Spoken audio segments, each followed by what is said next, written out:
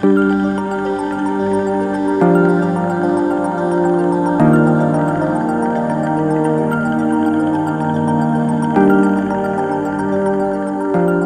everyone. Welcome back. I hope everyone's having a great time so far today. Before we jump into our next panel, please enjoy this commercial brought to you by Zenus AI, a leader in the ethical facial analysis space. Zenus brings the power of AI to every camera to help companies collect consumer insights in any physical space without collecting personal data.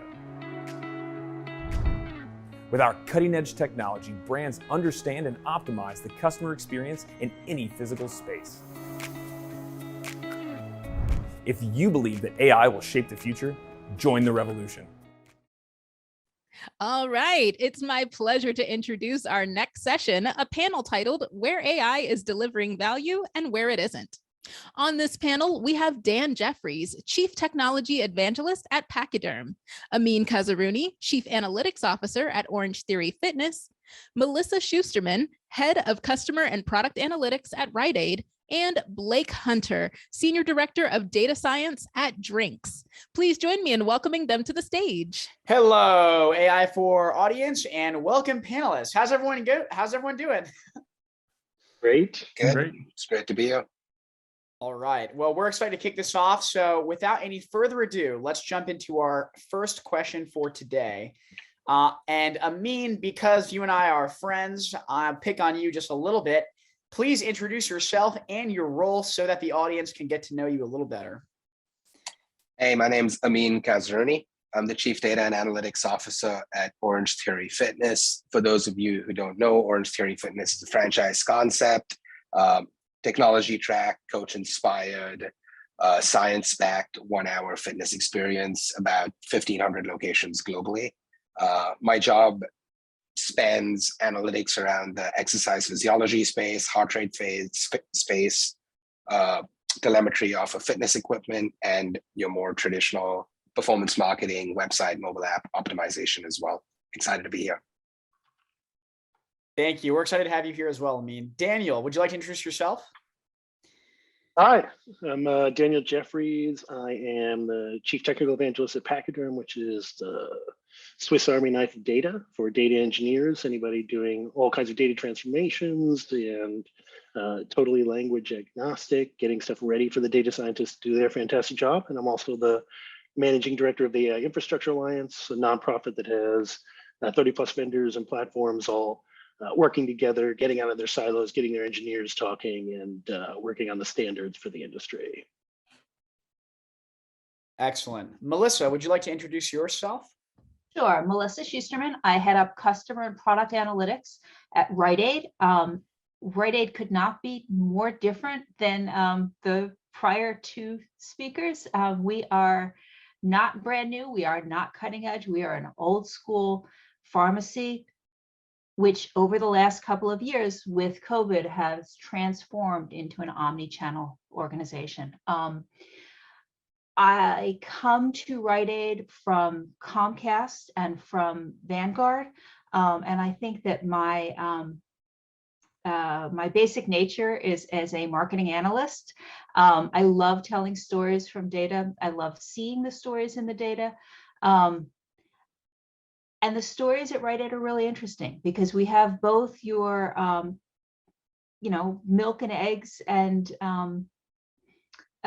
drinks purchases, but we also have your ongoing prescription purchases. So you mix up, retail and subscription, and you get some really interesting puzzles. But looking forward to how my, I think, better tooled peers work with AI. Well, we will talk all about that. Blake, would you like to introduce yourself? Absolutely. My name is Blake Hunter. I'm a senior director of data science at Drinks. Drinks is a technology company that's enabling other companies to be online, to sell wine online. Before joining Drinks, I was at Activision, leading teams of data scientists in Microsoft, and also through academic research projects. Been constantly working with data. At Drinks, we're currently working on projects ranging from recommendation systems to building out AI-driven features to things from computer vision to natural language processing. So we're really running the gambit of data at Drinks. Excellent. Thank you all so much for the introductions. Patrika, why don't we jump into question number 2, which is about use cases.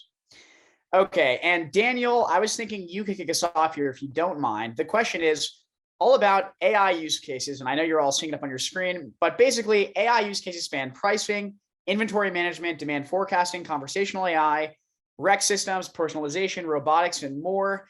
So in your mind, what are some of the most exciting innovations going on in the AI for retail space? And again, this is coming to Dan, if you wouldn't mind kicking this off. Yeah, no worries. Look, I think Melissa said it best, that sometimes the most boring cases are actually the most interesting. And that's primarily because when I think about artificial intelligence, machine learning, it's trickling out of academia and it's trickling out of the FANG companies and the giant tech companies down to kind of the rest of us and the rest of the enterprises. And a lot of those initial use cases are very structured data, right? And that's, you don't always see, there's kind of an inverse proportion of the number of employees doing really innovative stuff, right? To like 10 to 20 people working on the cutting edge object detection and the kind of stuff Andrew Ng's working on and all that wonderful stuff. Not totally true across the board, but I mean, really just the demand forecasting, you're getting a sense of, the customer, you're getting a sense of churn prediction. All these kinds of things are tremendously important, not to be overlooked just for the sexier use cases, although the sexier use cases are fantastic. A team should take a crawl, walk, run approach to doing those though. Definitely. Thank you so much. Anyone else want to just jump in here? Agree, disagree on boring but effective being maybe the best? Well, having said boring but effective, I will say there's a place where I think AI is really critical in retail. Our pricing and our merchandising strategy is way too complex to be thought of slowly and methodically by individuals. And I'm going to give you an example. We have products that we sell online through e-commerce, and we have products that we sell in the store. And we know what our inventory is online, and we know what our inventory is in the store. And that was all pretty straightforward, and we knew what to offer. And we knew, approximately what our outages would look like. Now we're selling buy online, pick up in store. We can't think about every night what products are going to be available in the particular store from where the particular visitor to the website is coming to show what products they may be able to purchase to buy online and pick up in the store the next day. So it's sort of forecasting what our inventory will look like at a store by store level, at a visitor by visitor level. Right, I see your face, Daniel. That is not an easy math. That is not something that we can do, in my Excel spreadsheet. And I think that type of detailed inventory planning, we really do need better tools, and we need AI. Yeah, I think, Daniel, all I'd add in the boring versus effective is I actually think that it's not all that boring when you start really digging into the more kind of day-to-day use cases, because it's I wouldn't say it's easy, but step one is getting a model that works, and that's going to cover some percentage of your member base or some percentage of your SKUs, and then you're going to have that long tail. And I think that long tail usually adds up to a very sizable opportunity. And I think it gets pretty interesting trying to increase your coverage. How quickly can you really personalize for a customer, or do they need to have been a member for 2.5 years before you have enough data, at which point they're relatively loyal already? Is how much value is there in, chasing after them. So I think it gets pretty innovative when you try and scale it. And you can take that crawl, walk, run approach within the boring, and I hate calling it boring, but yeah, it's not boring. Within that ecosystem as well, because just building a model, step one, building a model that works at scale, then building a model that not only covers your entire member base, but you're able to effectively do inference in real time at scale in a production environment, catch it accurately when the model is starting to drift, etc. It's just layers of challenges that you keep tacking on to just do machine learning effectively. in a kind of production environment. So it's exciting. It's constantly exciting. Absolutely. I totally agree. I think it's hard to really focus on customers at scale and really understand the average, what the entire customer base is doing, is extremely difficult. I think it's easier to kind of really focus on maybe like an individual, but with individuals, it's also difficult because you have millions and millions of different individuals that have lots of different types of behavior. So it's really trying to find that middle ground, really trying to like segment your customer population and try to find like groups of customers that have similar types of behavior, which you're trying to model, which you're trying to predict. I think that's where you can start to really leverage the technology to be able to make advances. Excellent. Thank you so much, Al, for jumping in there. So to jump into the next topic, and Patrick, I believe, will flash it on the screen. So, it seems like you all agree that there's a lot of different use cases, but when it comes to competitive advantage, in a difficult or intense business environment, it can be, difficult to not want to just be the best at everything. So the question I'd love for all of you to answer is, when is it absolutely critical to try to use AI for operations? And when is it, not critical? And Ameen, I was wondering if you maybe could take a stab at this to kick us off here. Absolutely. Yeah, I think that, one of my core beliefs is kind of focusing on building your differentiators and focusing on your differentiators in-house. I think, Daniel, what you're doing with the consortium sounds super exciting because there's so many different pieces of the puzzle to do just data, right? And data at scale that you kind of get bogged down trying to build every piece of that infrastructure and those capabilities yourself. And the way I like to think about it is you're very rarely going to be able to do something better than a company that's dedicating their entire existence to doing that thing. So use them for that thing and build your differentiator, because these are probably going to be some of the most expensive resources you have on payroll. So you want to make sure you're deploying them efficiently. And I think you do that with that simple rule of thumb of, if somebody's entire existence is building X, just buy it and don't build it yourself, and focus on what you're doing, and that's kind of the rule of thumb we use while deciding where to build it and focus our internal resources. I mean, thank you so much. One clarifying question. So that sounds like a build versus buy question, which I'm really glad you said that. However, to take a step back even further and say, well, should I even invest the resources in a particular use case or a particular problem to solve with AI, regardless of whether it's build or buy? Is there a way you think about something like that? Yeah, I think, one thing that, and I answered completely the wrong question, Daniel. You very politely told me that. You were super kind in the way you were like, I don't know what you just answered. So I appreciate that. I asked the wrong question, Ameen. That's really what the takeaway is. So I think, yeah, we've got heuristics all over the place. So I can help answer. I can provide our view or my view on that as well.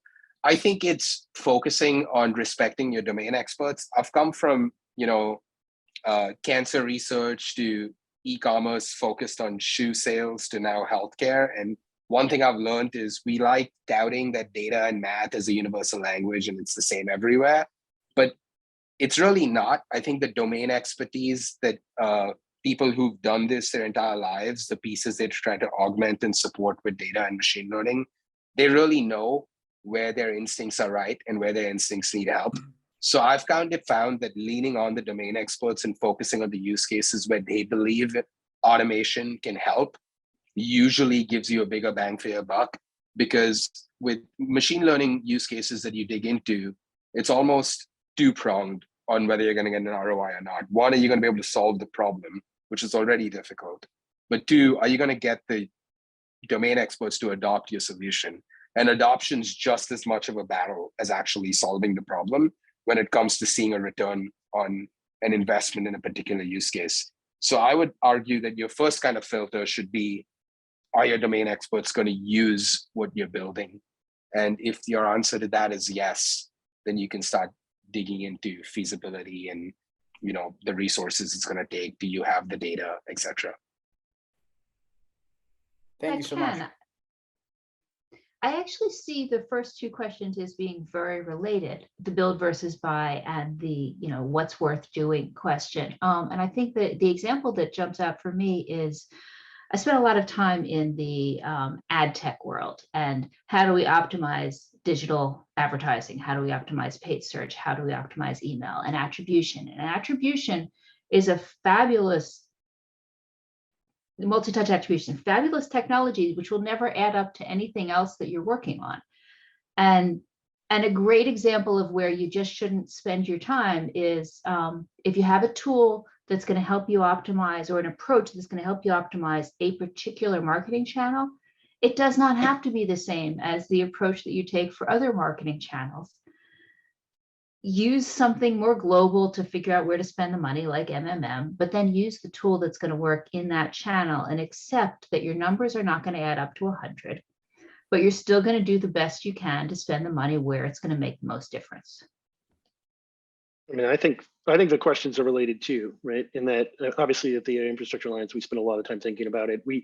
Everybody has seen the horrible, what I call the NASCAR slide with the 300 logos that neatly fit into each stupid bucket that the marketer made up.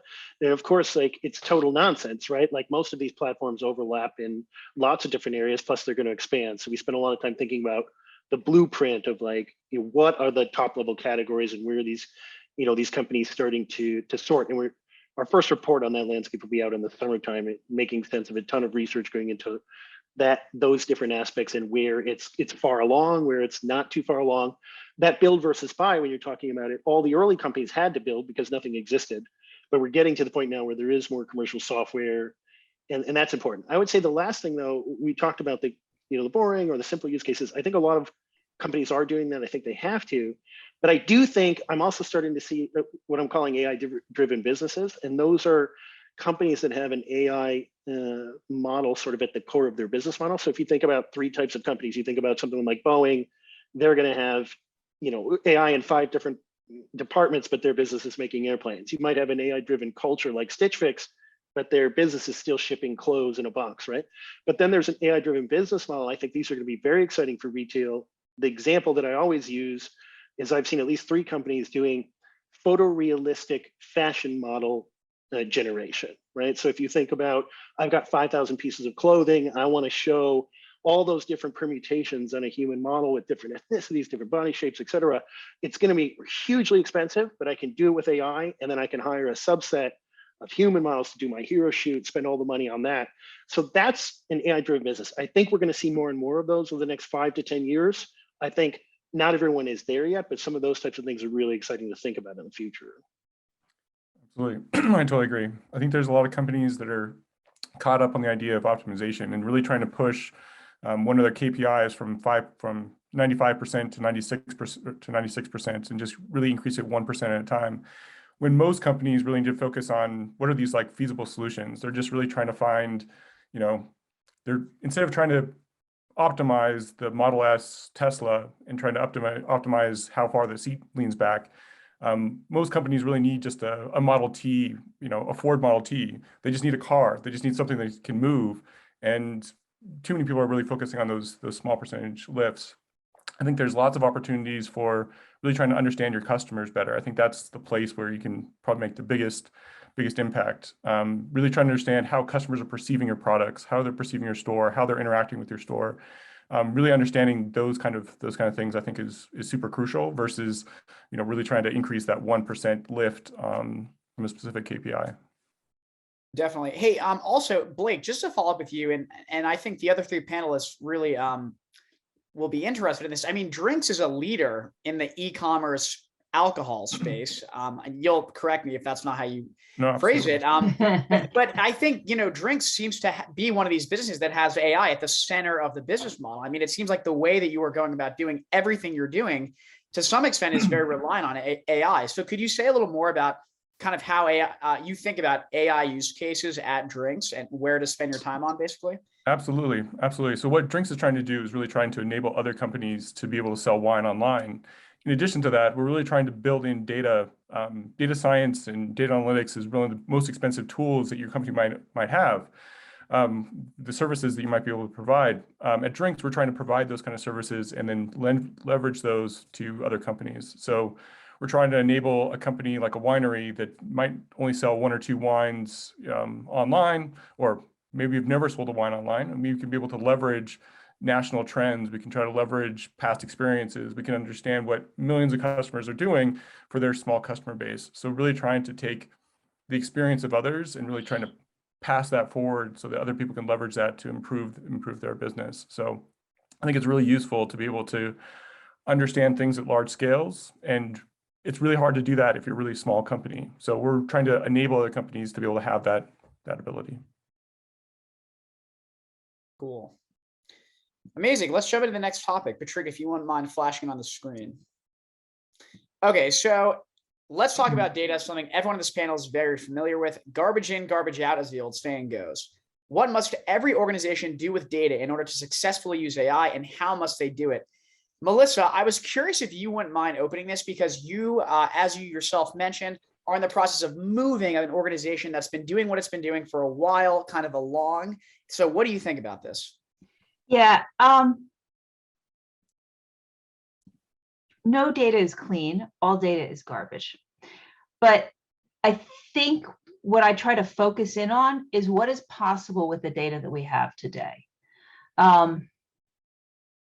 I've worked, and I'm sure you all have too, on companies that were extensively focused on cleaning up the data and having clean metadata and knowing where everything is and what everything is, and completely consistent definitions across the board. And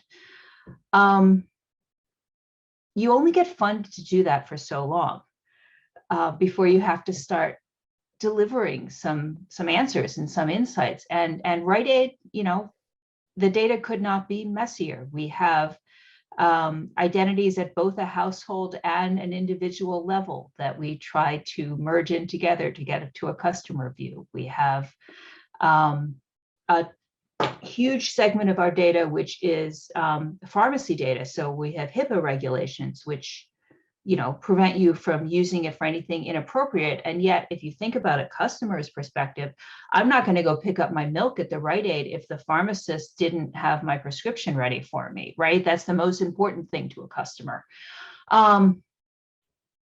So no, we're not going to have clean data, but we can do a lot with the data that we have. And I think that my approach in building out this team and building out our capabilities is to look for projects, technologies, approaches that we can take now with the messy data while we move towards a cleaner model, which will never be clean. I totally agree. I think probably 5 years ago, I would have said it was more important to have lots of data to be able to drink from that fire hose and be able to absorb as much data as physically possible. But I totally agree that I think right now it's all about small data, clean data. Having the most accurate data you can possibly have is actually more important than just having a lot of it, especially in like the medical field when you have people that have really rare diseases. I'd hate to see you have to like wait long enough to have hundreds of thousands of people get a disease before you can actually act on it, versus having small data where it's really clean and be able to interpret it, where you can act really quickly. I think that's actually more important. I think that's actually the future of where data should go, is really trying to figure out how do we make this clean? How do we make this more usable versus getting more and more of it? Because in some places you just can't get that, or you don't want to get that much more data. Because more people would get sick in your example. Absolutely. I mean, I think there's a couple deltas, right? I mean, first I want to thank Andrew for writing Pachyderm's marketing for us in terms of data centric. But I think that there is a concept of like, you either work on it from an algorithm level or you work on it from the data level. I think probably you end up doing both. I think most of the history up until this point has been on experiment tracking and working with the algorithm. And if you had problems with the data, you overcome it with the algorithm. And I think that's shifting a bit, especially with the understanding that not everyone's going to have a massive data set, and that oftentimes the model is a solved problem for a lot of the problems that you're working on. And if you put in 5 different versions of an algorithm, it's not going to come out with a better percentage. But if you realize that your labelers were totally inconsistent, and you go back and don't say, well, it's those idiots, but you realize, I'm the idiot and I should have given them better instructions, and I'm going to refine the heuristic, that's really important. Or if you look at the retail use cases or medical, I'm starting to see a lot of the synthetic data companies use that as like a baseline in order to generate synthetic data, which you can train on, those kinds of things. So there's a lot of value. It's just a different mindset to work on it from the data side. You need to have sort of creative thinking. You need to have some old school engineering, skills. If you're trying to get a model that, is able to pick out commands in a car, and you find that it's terrible with 10% of them with background noise, you could go engineer the algorithm, engineer the model, or you could go generate synthetic versions of that by grabbing a bunch of background noise and kids screaming at each other and music or whatever, and synthetically add to the samples that you already have in order to create that background noise, right? But that's a different mindset. That's an audio engineering, traditional coding, right? And so there's going to be more of an interdisciplinary team, I think, as AI develops more and more. And depending on which side of the equation you work on, it's going to require a different mindset in terms of how to really develop these things to the next level. I think it really comes down to what level of the organization you're looking at. I think your machine learning, your data science team should be basically tasked with doing the best it can with what's available. But then if you click out a level, to your point, Blake, we want to make small volumes of data highly efficient. And I think to make small volumes of data highly efficient, it needs to be well governed and understood so that you can extract as much signal from it as possible. I think one of the concepts that we've employed at Orangetheory is this idea of certifying a data set with a general understanding of what the data that's available is available, but when a data set is certified, it can be held to a certain standard, it can be held to a certain level of accountability. You can be assured that there's certain contracts in place. And I think that's just a function of the data engineering world kind of catching up with the contract-based discipline of the more like traditional software engineering world.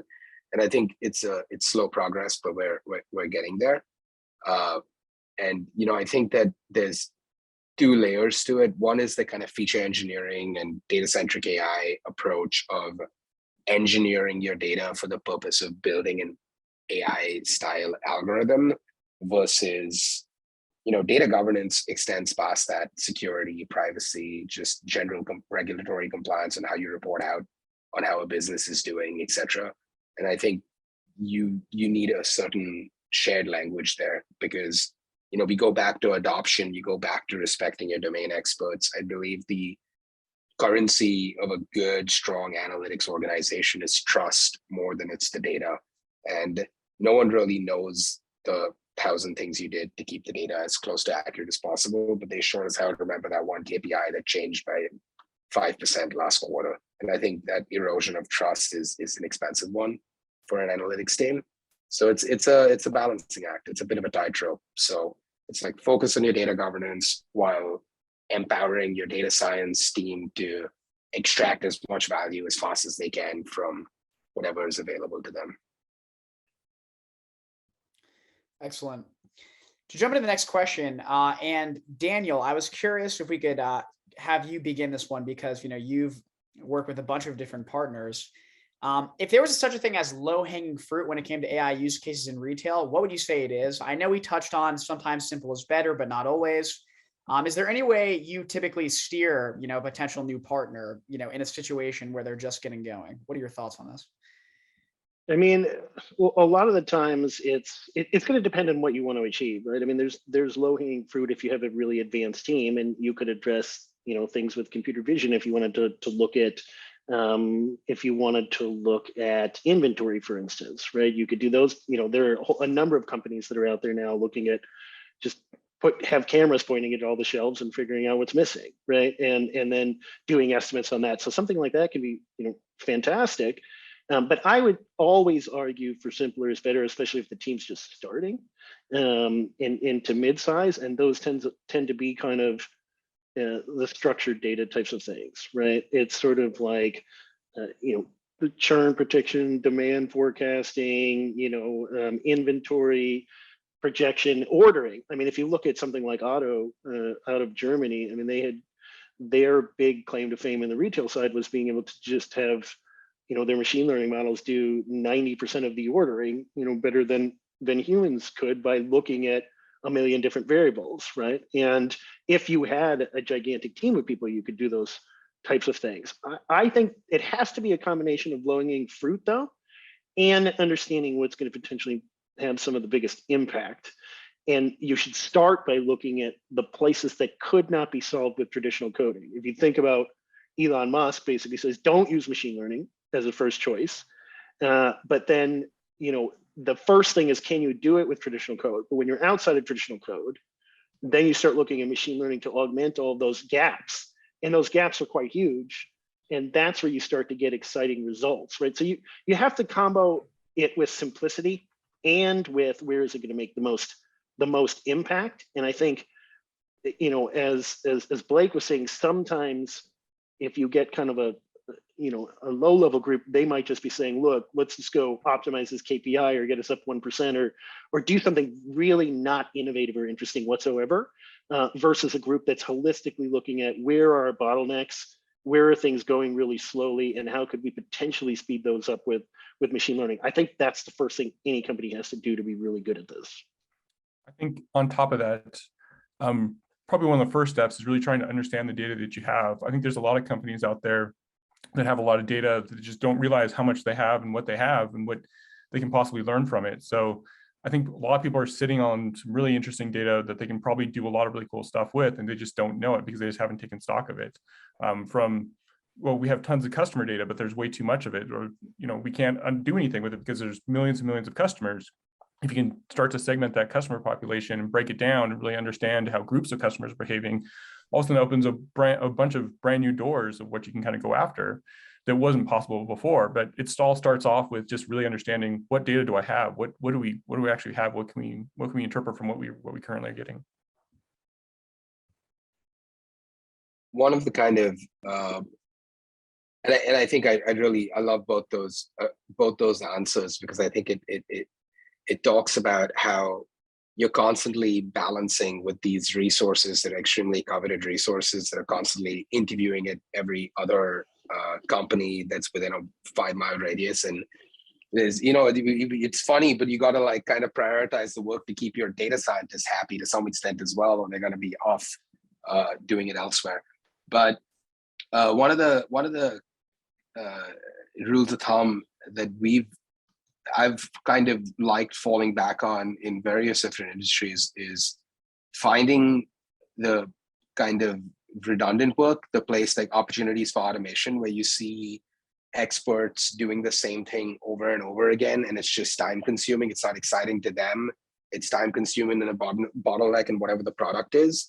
And it's usually a fun opportunity to deploy a machine learning solution. But, keeping Daniel's point in mind is first see if you can solve it with just a traditional automation, then see if machine learning is an opportunity. And it's usually a fun solve. It allows you to kind of flex your muscles and build up your infrastructure a little bit, but at the same time, pull in that investment into what's likely a new organization by solving these pain points that have probably been there for years early. And then there's that kind of illusion of magic that, people like to pour dollars into.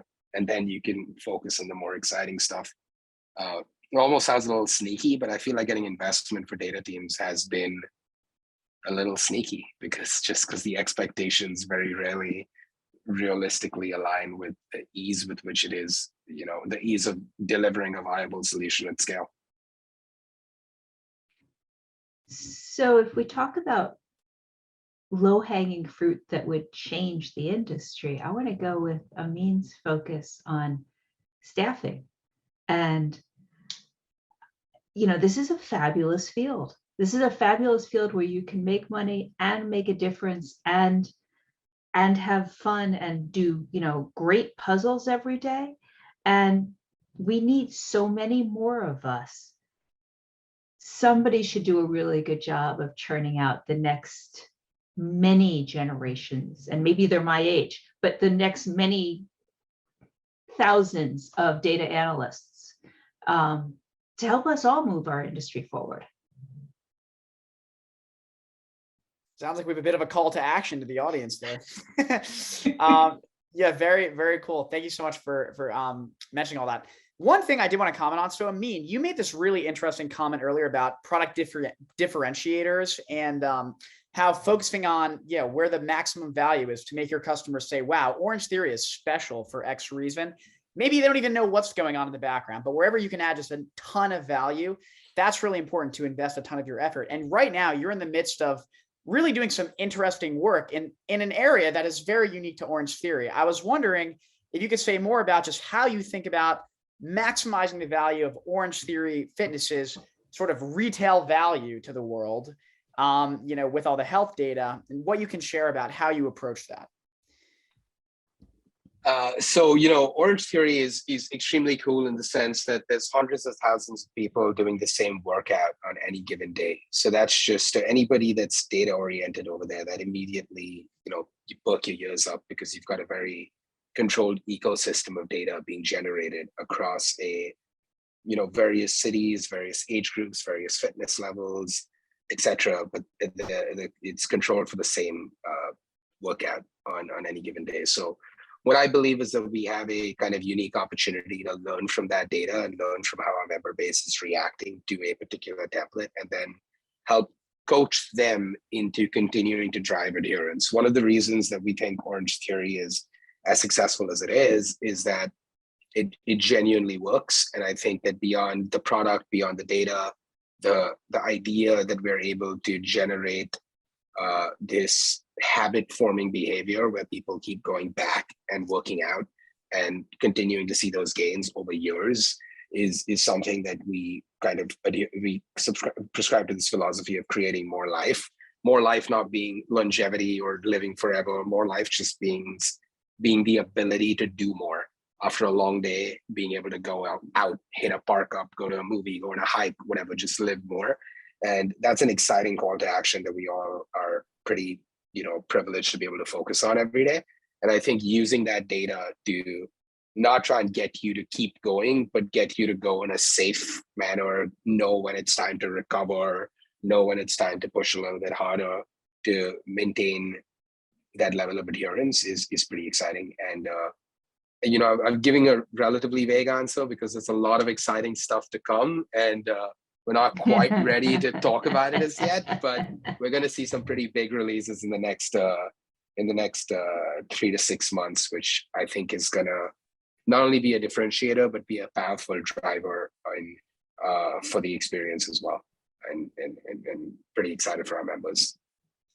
Yeah, thank you so much. And then just to provide just an additional example, Blake, question is going to be directed at you. So, Drinks is a relatively new organization, right? And I have to imagine the only reason you would be incorporating so much AI in the product at a fairly early stage is that it is in some way differentiating the service and products that you can provide. And so to offer another example of this sort of, idea to the audience, what would you say about how AI differentiates Drinks? So I think one thing that Drinks is doing that nobody else is really doing right now,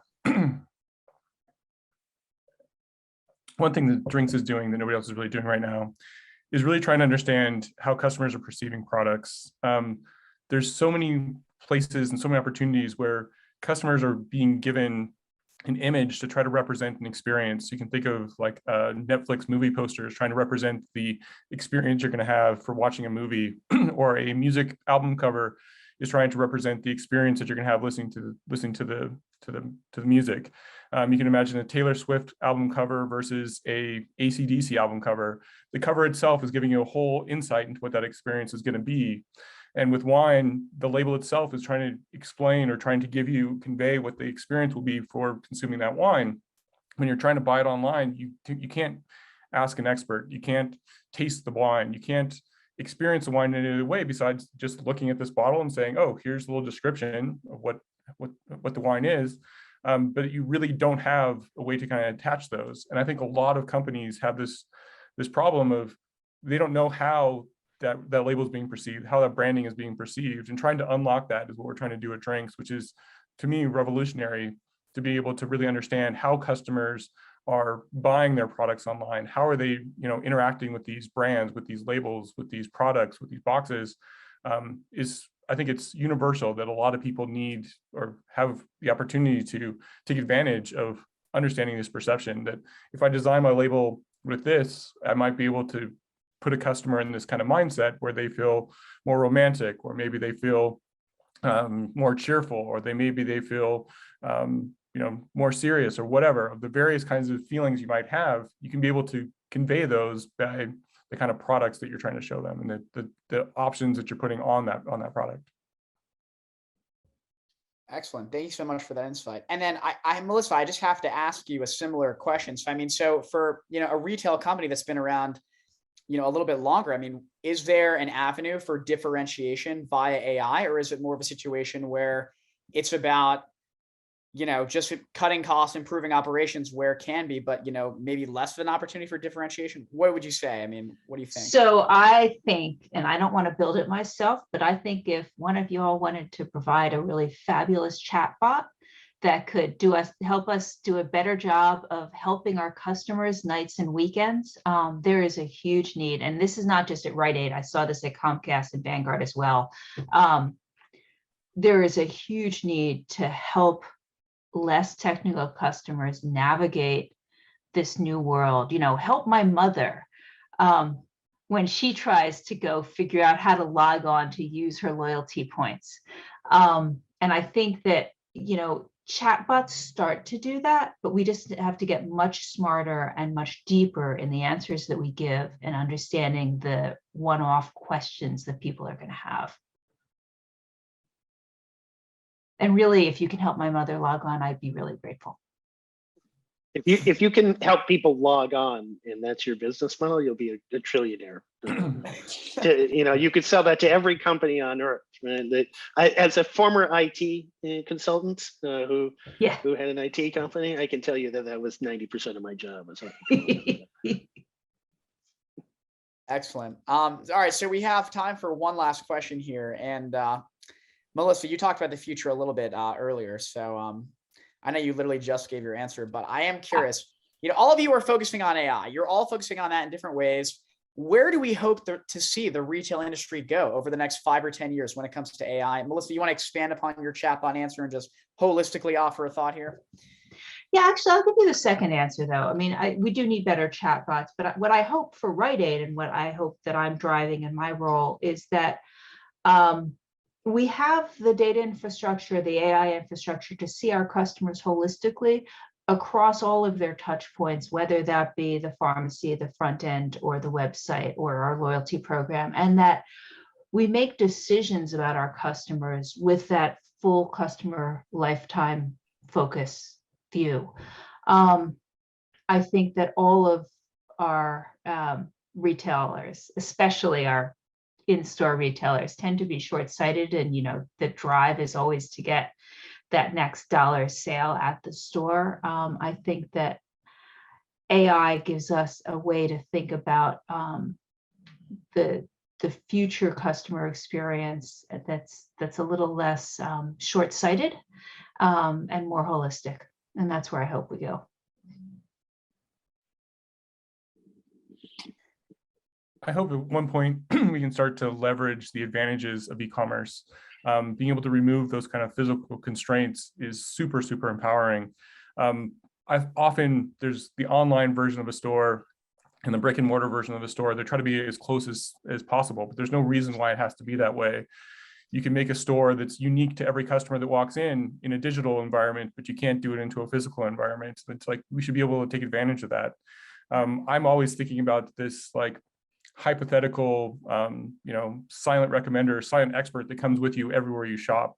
Imagine if you go to a wine store and you had a wine expert that was walking with you and knew exactly which foods you're going to make, which wines you like, which tasting notes you like, which kind of experience you have, what your budget's looking like. If they knew that when you came in, they could show you exactly which wine you want to purchase. Or if you went to a home improvement store and you had your contractor that was in charge of electrical, or versus a contractor in charge of plumbing or with gardening, or all the different sections, they had those kind of expertise and knew which projects you're working on, knew what your budget was, knew what your other tools were. They had those kind of other pieces. That's possible in the digital world, but it's impossible in the physical world. And so we should be taking advantage of that. I'd love to be able to see that in the future, where you could have this kind of expert that comes with you no matter where you go, that just kind of finds what you're looking for faster and get you what you need faster versus you trying to learn a brand new system in every store you go to. When you go from one store to another, all of a sudden you have to learn a brand new system. How do I search for what I'm looking for? Which words do I need to use? What filtering do I need to apply? How do I find those specific products? But if I have that expert with me, they could actually show me what those products are. And I think we need to lean that direction in the future. Ameen, Daniel, want to jump in here as well? Yeah, I agree with both those answers. I think it's just, it's about machine learning, data-driven, AI-driven solutions just becoming more ubiquitous and more easily accessible so that, and I've seen this over the last, the 5-6 years I spent in e-commerce and the time since then, I've seen it become more prevalent. I've seen, that idea of hearing a company's name and being like, well, they probably don't have a very AI-driven search algorithm is kind of moving further and further away. It's more ubiquitous, it's more democratized, it's more accessible. And I think that's thanks to, Daniel, a lot of the tooling that's available, a lot of the tooling that kind of abstracts out this massive engineering team that you would need to even get started.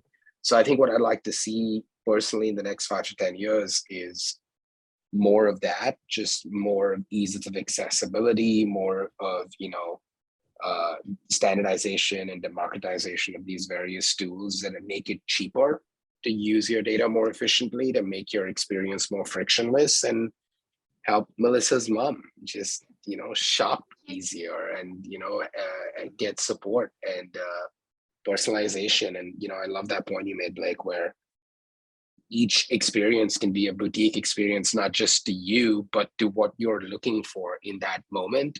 And it's something you can never achieve in a brick and mortar experience. So it's just unlocking the capabilities so we can just see people go wild and get completely innovative with what they think that ideal digital experience looks like. I mean, I'll put on my futurist hat to end it off, I guess, here, right? I mean, just even beyond sort of retail, there's not a single industry on earth that's not going to benefit from being smarter, right? There's not going to be any industry on earth that's not touched by AI. I've had a habit in my life of like pivoting into, technologies before they, become kind of mainstream. So this is sort of my fourth revolution, if you will. I remember, getting into Linux in the early days, and my recruiters were saying that, that's stupid, all the jobs are in Solaris. And I said, Solaris won't exist in 10 years. And they looked at me like I had two heads. I went to work in the internet when that was a really dumb idea. Like when most people thought like, why would you have a website? And they would have a debate about whether a company should have a website online, and my parents couldn't understand what the hell I was doing with my life. So I would say when it comes to AI, it's really the last technology I'll ever have to be in. And that's because, again, there's nothing in 20 years, the biggest companies in the world will be artificial intelligence companies specifically. Not all of them, of course. You're still going to have energy and you're still going to have technology and those sorts of things. But really, it's going to touch every single industry on Earth. I would love to see the expert level systems that, everybody wants our little AI friend. And to do that, we have to jump into sort of multimodal AI, and you're starting to see groups do that. The research teams kind of do those kinds of things.